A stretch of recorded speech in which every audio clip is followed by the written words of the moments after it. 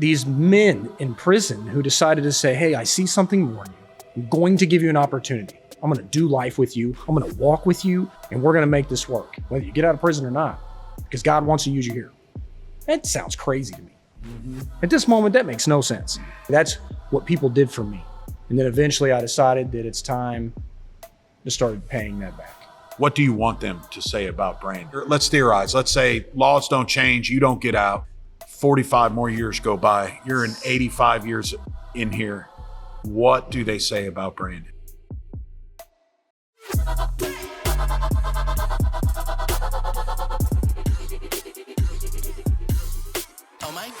Welcome back to the Pull Up Podcast. I'm here in 7 House at Jefferson City Correctional Center, maximum security prison, and we were able to get in here and film with these guys today. So behind us, around us, is where administrative segregation happens. These guys typically don't leave this building. I'm here with Brandon Wilson, who is going to introduce himself right now. Well, my name's Brandon Wilson. My inmate number's 1129810. I'm 40 years old. I've been in prison, just started my 21st year last month. And I've been in prison since I was 20. And I have to tell you like this, as for me, I'm still figuring me out, but... What are you here for? So I'm in prison for first degree murder, first degree assault, 3 armed criminal actions, burglary, and basically a distribution charge. And can you tell us a little bit about the event as much as you're comfortable? I will try to do my best to say it in a way that's not going to hopefully cause more harm to my victims than I've already done. So in 2005, I finally met a point where I was doing foolish things. My girlfriend and I got into it. She called the cops on me, ended up in jail for about 30 days. During that 30 days, my roommate decided to kick her son out. And so me being me, I'm not going to let you do that to me or mine. And I decided to take matters into my own hands. And from that point forward, I was plotting his demise. So after 30 days in county jail, I get out for about 3 days, don't see my parole officer, not anything. I go to my family's resident and get a baseball bat and some other items. And then I decide to talk to 2 of my friends, and I warned him before, because of the lifestyle I was living, that if you do anything like this to me, this is going to be the outcome of it. Unfortunately, that's the lifestyle I was living back then. And in 2005, I showed up at the place in the middle of the night. I had 2 guys with me. I went in there and brutally beat this man to death, and I assaulted his girlfriend. And then from there, I left, and I turned myself in the next day. They revoked my probation and stuck me in the county jail. And then eventually they started finding a lot of evidence and a lot of people saying things that of what I did or what I had said beforehand. And they charged me with first degree murder. And they said, you're either going to get life without parole or the death penalty. And the state of Missouri is going to kill you, so get ready for it. So I was 20 years old facing the death penalty, sitting in the county jail. I didn't know what to do. So devastated, not really processing the gravity of really what I had done. And trying to figure out what that actually means. What does that mean, life without parole or death penalty? I know that means they're going to kill you by lethal injection, but it didn't seem actually real. All I know is it took the wind out of me. It messed me up. And then they stuck me in a single man cell, and they locked me in there in this wing because the people they put me in the wing with were afraid I was going to get out and do something to them. And it took a while before I could get out. They finally realized I wasn't trying to hurt anybody or do anything like that. So did you come here first? No, this is my 3rd prison. And what was that like? Getting to prison the first 2 months. What is your memory of that time? Terrifying. Walking to prison young, you hear a lot of horror stories. So I walked in here with this idea that I had to be the biggest, the toughest, the meanest, the strongest. And really, I was none of that. And I didn't know how to do it. And so I showed up and I tried my best to navigate. It was hard. The people that I did time with in prison came from the old walls. So Jefferson City Correctional Center used to have the old walls, and these guys were hardened in the sense of serious time. A lot of those guys, when they closed down the old walls in 2004, so in 2005, that's when I came to prison, they were in that institution. And some of them were giving good advice and some gave bad advice. And I tried my best to navigate the best that I possibly could. So what was the experience in the first 20 years of your life that brought you to a place where taking another person's life was a viable solution to a problem?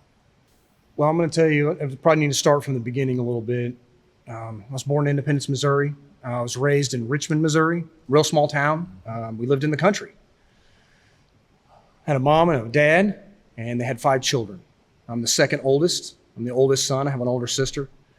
I have 2 sisters, 2 brothers, but life was great growing up. I mean, it was like the perfect kind of dream as a child looking at it. No cares, no concern. My dad worked in Kansas City for General Mills, so they make Bisquick and all that kind of stuff. My mom was a stay-at-home mom. But once I turned 13, things changed. When I turned 13, my parents decided they didn't want to be together anymore. And so my mom told me, I remember very specifically, the police were escorting her out of the house. And my mom has never done anything wrong. I was so mad. And I remember very clearly, she looked at me, she said, Brandon, she said, you are the oldest son. It's your responsibility to take care of your brothers and sisters. And I need you to make your dad's life a living hell. If you want me back, then I need you to do that. Now, looking back on that, I see how messed up that is. A pawn in this game of chess is what it really was. Yeah. And my dad, who spent most of his days working, trying to raise and pay for everything, he didn't really he had a hard way kind of dealing with people especially like me, who was rebellious. So fast forward just about that year, I did make my dad's life a living hell. And it was bad for me. I was isolated to my room. I was only allowed to come out to go to school or eat dinner. And sometimes they made me eat in my room by myself. So isolation, and to the point that I wanted to basically take my dad's life. Control, you were hyper-controlled authority. Yeah, it's pretty bad. Yeah. I remember one time my dad had the police show up and tell me, and I remember very clearly, well, if you don't change, and you're going to be seeing a lot of people like me. And I'm just like, okay. After that year's time, my mom got custody of us again. And so when that happened, my dad left. And I don't know why he did the things that he did when he left, but he did. He took like everything he had for the most part. And my mom and my father had this huge issue there, and there's all this problems between it, and us 5 children were stuck between. And here I am, the oldest son, saying, hey, you need to be here for your brothers and sisters. So with that, kind of fast forward a little bit, my mom ends up becoming an alcoholic, a drug addict. She can't afford to pay the bills. The power's getting shut off. The water's getting shut off. I remember in the middle of winter that we were trying to take a blow dryer to dry our clothes, washing them in the tub, and then we couldn't go to school the next day because everything was frozen. You like take pants up, stick them like this, and they'd stand there. We were burning trash to stay warm, and eventually we lost our home. We had to move into town. So by the age of about 14, 15, I came across some guys that was able to get money and do it illegally.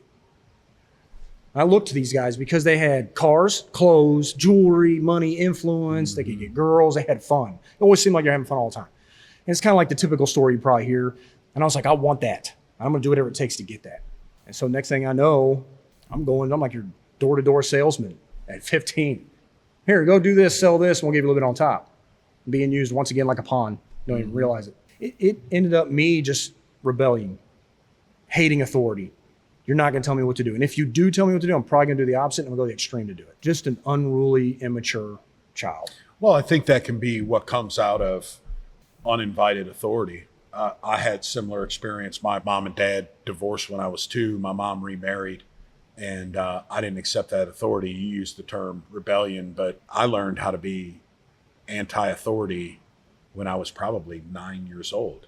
Right? Yeah. Because I didn't understand the loving end of it. I only understood the authority end of it.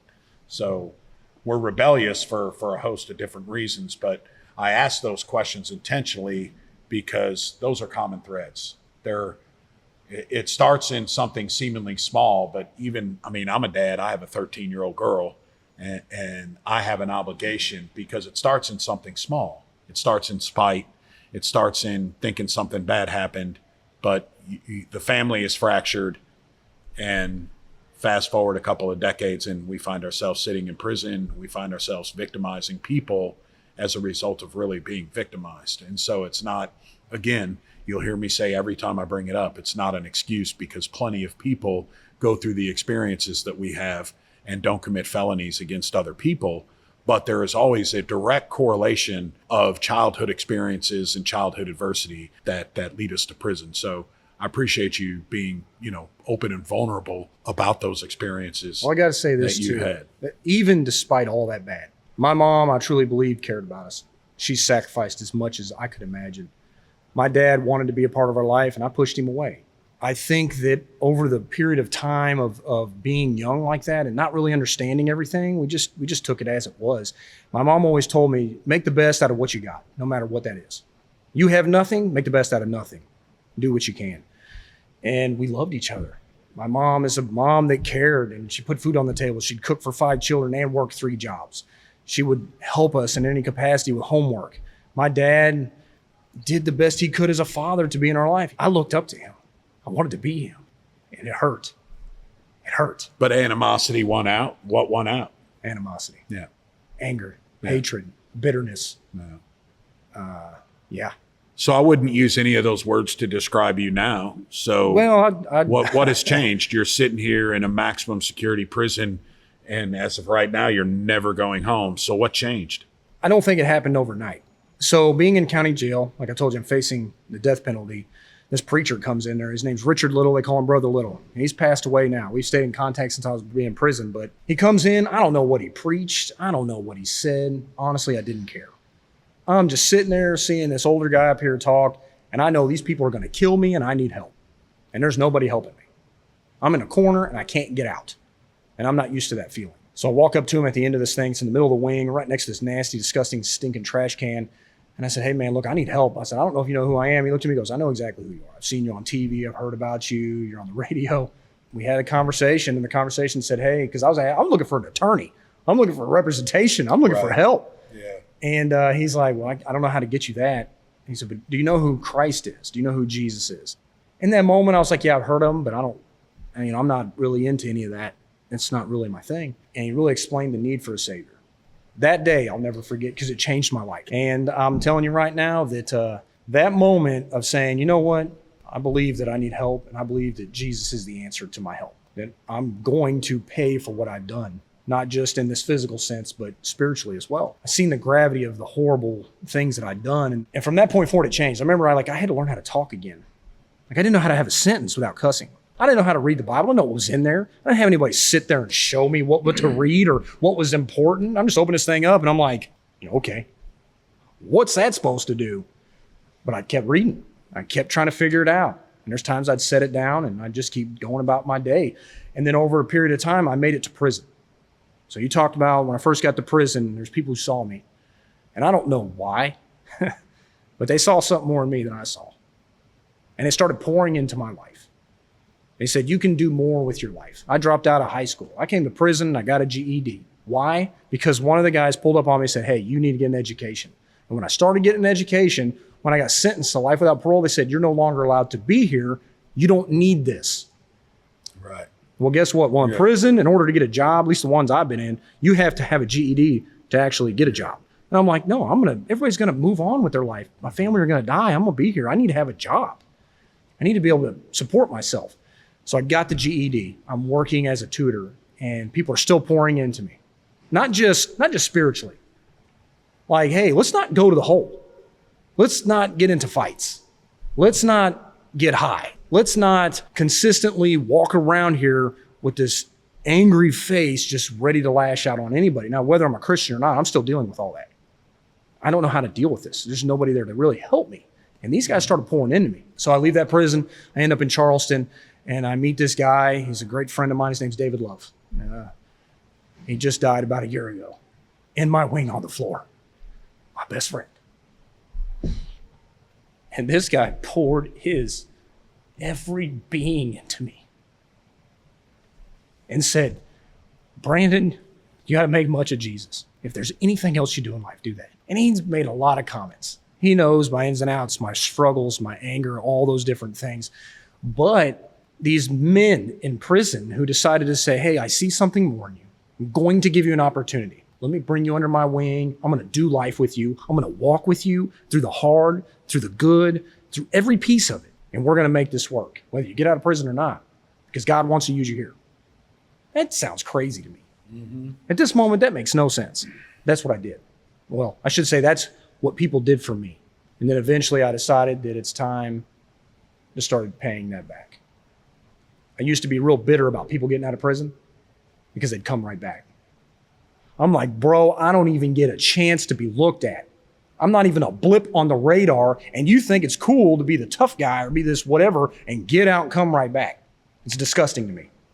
I'm at this church service, and a guy wearing grays just like me gets up there and starts delivering the message, and he says something that cut through me. If you can't be excited and happy for the next man getting out of prison, there's something wrong with you. And it challenged me. It challenged me to view things differently in that moment. No joke. From that point forward, my perspective changed. And it wasn't overnight, this great grand thing that happened. It was just like, if people are getting out, they're going to live next to my family. My brothers and sisters, my mom, my dad, my nieces, my nephews, I don't want them to do something to them like I did. How do I get them to make a different decision and do something now to prepare them for getting out? So I took the opportunities I had. I could pour into the people that I could, and I did. And from every job that I've had to every housing unit that I've lived in, it's kind of what I've done. I've been in the dog program. I've done a lot of different programs, offenders offering alternatives to try to get people not to come to prison. The person I used to be, this angry, bitter, sour disposition, can't thrive in this environment. And in prison, that thrives. Right. It's like it's bred into this place. Yes. So to go against that tidal wave is hard. Crust. Yeah. It is so challenging day in and day out to try to bring a light. And sometimes it's a smile, man. Sometimes it's just an encouraging word. Sometimes it's just listening. So I hear you, and I want to point this out because this is very central to, I guess, my philosophy in prison ministry and beyond, is you were affected deeply by a community that existed in the facility where you are, where you arrived. It was a relational experience to start. I think often in prison ministry, people think that they bring the Bible to church, that it's not already here, and that somehow this group of papers magically manifests itself into human beings that teaches us how to relate with each other. And so what I really want people to get from the podcast is that the relationships are here, that the pourers and the pourees, the mentors and the mentees, they're here. What they need is resources, what they need is assistance, what they need is education to help each other. There can often be, maybe for a lack of better term, arrogance around the unknown of the way that faith, spirituality, and Christianity, relationship with God is experienced in prison. So something for you changed where you had people pour into you and then you desired to pour into people. This to me sounds like the beginning of your awesome leadership journey. I've watched you in here over the past year of being here, influence and mentor so many people. I've seen you take so much on. You know, you wear the problems of the people that you help in a way that makes you effective at mentoring and helping people. Hey, what's up, everybody? It's Bo here. This week's episode is brought to you by Our Daily Bread Ministries. Our Daily Bread Ministries helps people grow closer in their relationship with God, become more like Jesus, and respond to God's Word through the conviction of the Holy Spirit. You can learn more about them and discover resources to help you experience the life-changing wisdom of the Bible every day at odbm.org if you have the internet. And if you are enjoying the Pull Up Podcast, you can find more content like this by following the Our Daily Bread Ministries page right here on the Pando app and everywhere you get your podcasts. Now, back to the show. So what is it that has given you the passion to not only educate, but to serve? Here's the thing. I think the life without parole stigma is not accurate. Yes, people in prison with life without parole are in here for some pretty violent stuff. My crime is heinous by far. And I have not given details for a reason. I've seen people in here who've got all day, just like I do, live a life that I would love for them to live next to my family compared to somebody who's going home in 6 months. Mm-hmm. And I hate saying that. I'm not trying to get down on that person. Mm-hmm. This is what I have encountered in here. The drugs are real. The violence is real. The gangs are real. This prison mentality is real. The criminal mentality is a very real thing. But for myself, the why do I serve? Chris Kandaya in his video, it's VIP leadership. You know a lot about this.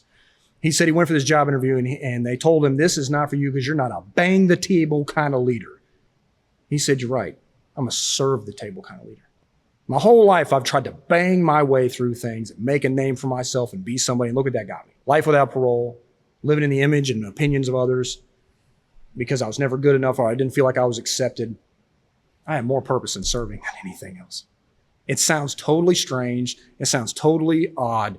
But when I get the chance to go to some of the worst people that prison deems are the worst and just be there with them and not doing worse things or doing horrible things, but on a positive thing. If they're a Christian, hey, look, we're talking about that. If they're not a Christian, well, guess what? We're talking about life. We're figuring out how to do life together. I find that purpose to be surpassing of anything I've ever done in my life. So let's talk about Cortez Warren, who we met in Sixth House.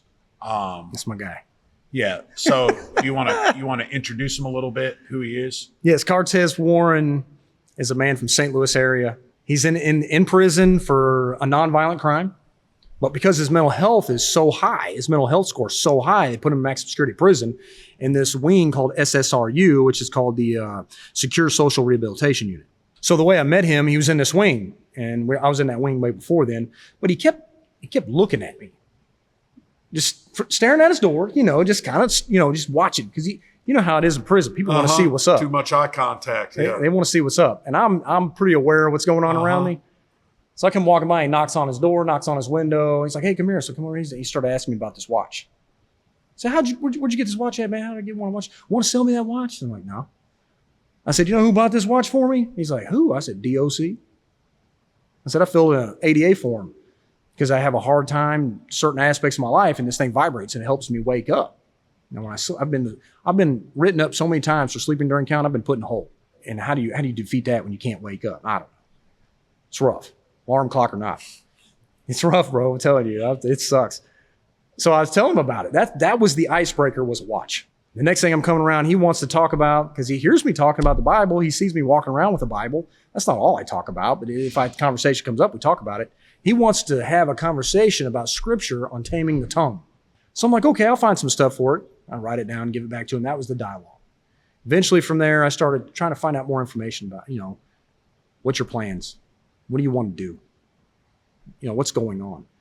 And he was mad one day because he couldn't get his canteen. And he tells a story way better than I do. And so I go down there to go talk to the guard. And I'm like, hey, man, why is this guy not getting his canteen? He's like, man, he's on like DISEG forever. I said, what do you mean forever? He's like 10 years down the line forever. Like, he's not coming off DISEG.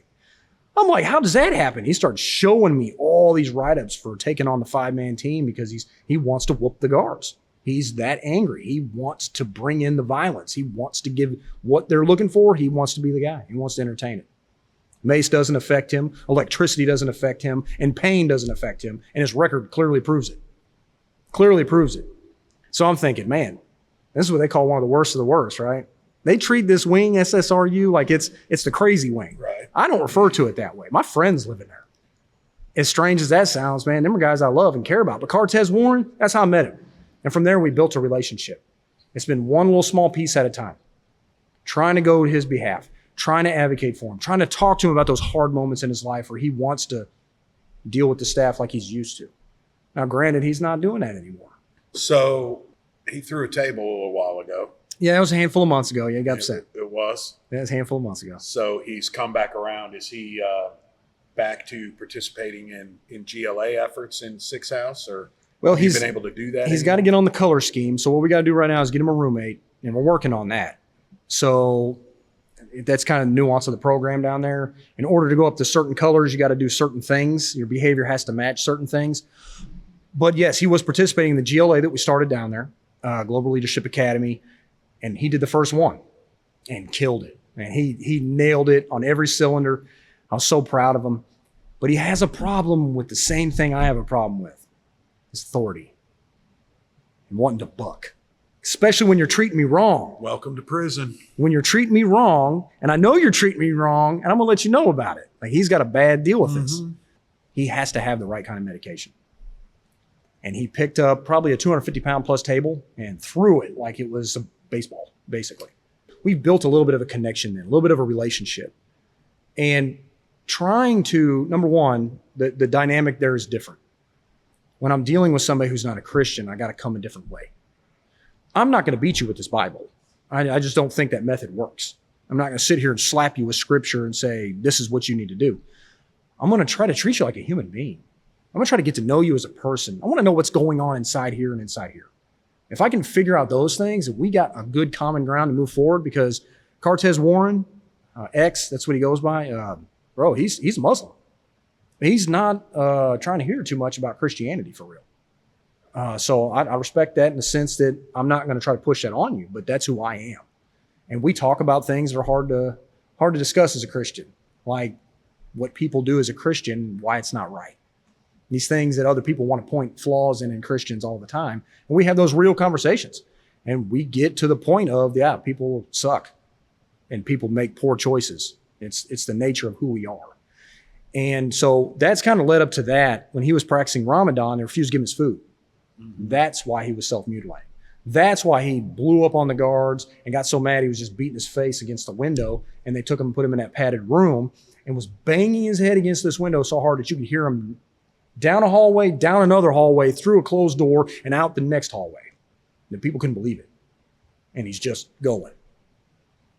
Well, and I think in what other, for instances, are Christian ministry individuals mentoring to people of other faith in a high stress situation? So I think, again, Christians mentoring Christians about Christ is pretty easy. Absolutely. Right? It's like successful people talking to successful people about success often is what leadership training can be looked at, right? It's I don't know, Bo. Hang on a second. Hang on. Fluff. Christians are like assassins, bro. We will stab each other so quick, man. It is. I think we move on. We move on. You're touching on a great point, because in prison you can't move on. But I think in society often we can write off people who aren't Christian. Well, I can't work with those people. But in prison, faith isn't the first thing that leads through the door. It may be a suicide attempt. It may be violence against me, my friend, or a staff member, or people that you're around.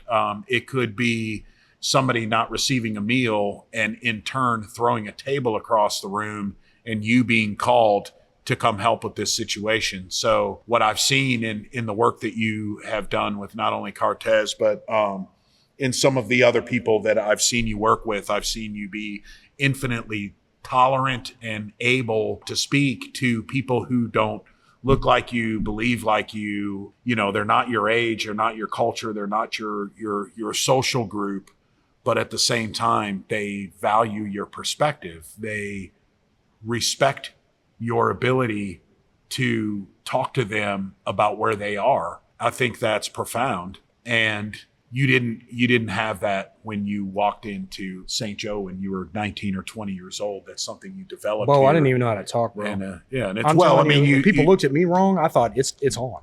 Prison, there ain't no talking. The only way to learn how to do prison is to be in prison. There's no 2-year community college program that teaches you how to come in here and be effective, regardless of maybe what my brother and his criminal justice degree may make him believe.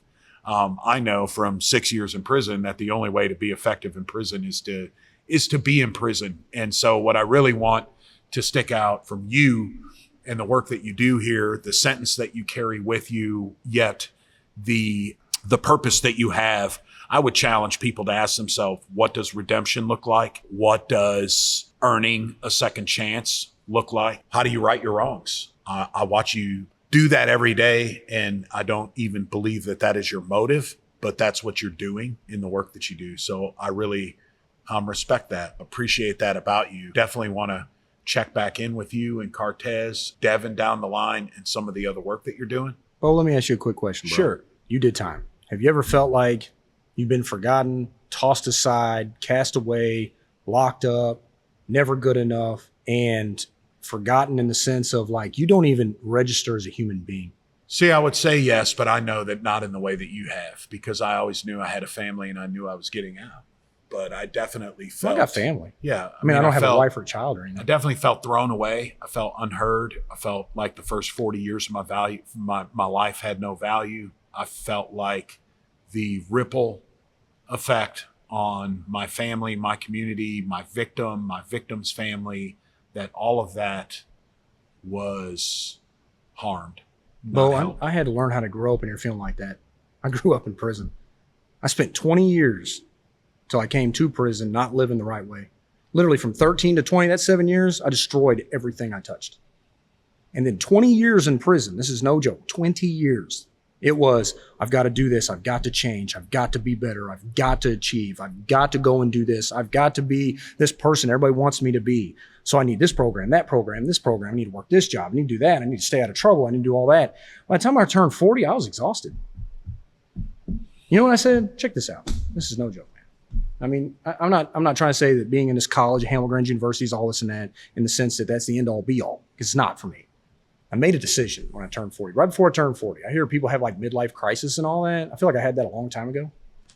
I didn't even know who I was. Midlife crisis at Like 26? Yes. Like Yeah. I didn't even know who I was anymore. I look in the mirror and I didn't know who I was. And by the time I did this 20 years in prison, I'm like, I've been in prison as long as I was alive out there in society. But It's a messed up thought process. Yeah. So here, and there's a lot of us have gone through it. Here's what I decided. From this point forward, I'm going to do what I love and what I enjoy. And I'm going to run. And I'm not going to stop. Because I don't know how much longer I got to live. I don't know how long I'll be in here, how long I live. So I want to close with this question. If you're 85 years old and you are 65 years into a sentence. That's right. That's how long that would be. What are they going to say about Brandon? What do you want them to say about Brandon? Let's theorize. Let's say laws don't change. You don't get out. 45 more years go by. You're in 85 years in here. You're at the end of your existence. What do they say about Brandon? I hope this is what they say. That he didn't make it about himself. He made it about the people he was around, but most of all, he made it about Christ. That's what I hope they say. I hope they say that he would go the extra mile when nobody else would. I hope that they say that at the end of the day, he gave me a chance and didn't give up on me. Even in my worst moment, he was there. Good answer. Good answer. Love you, bro. And that about wraps it up for this week. So thanks again for joining us. This week's episode was brought to you by Our Daily Bread Ministries, helping you experience the life-changing wisdom of the Bible every day. And don't forget about it. We're serious. If you know someone who's a good example of what leadership and positive influence looks like inside of prison, let us know, and we might pull up on you. You can contact us through Our Daily Bread Ministries or reach out to me directly, and we will connect with your facility and see if we can set up a visit. Until then, I want to thank this week's guests, and finally, a special thanks to those who work behind the scenes to make this podcast possible. Missouri Department of Corrections, Jefferson City Correctional Center, Warden Kelly Morris, the guys at Jefftown, who, by the way, helped capture this conversation you're hearing on this podcast while serving time themselves, doing some really incredible work inside. And my friends at Golden Eagle Creative, who produce it all. We'll see you right here at the same time in 2 weeks.